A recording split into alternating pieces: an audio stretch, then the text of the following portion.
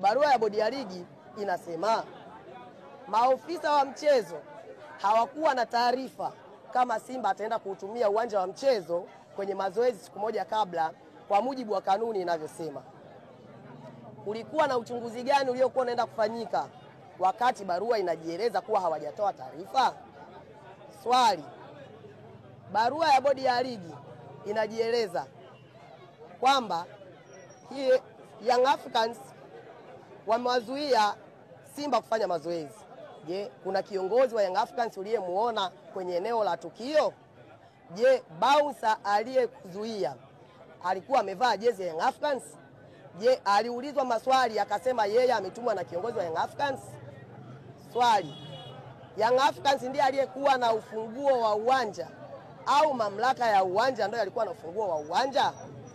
Kwa mimi nadhani inatakiwa ifikie mahala busara isitumike na sheria ifuatwe. Jana nimeingia mtandaoni, nimekuta Mzee Mkuto kama mwenyekiti wa bodi ya ligi anadai busara itumike.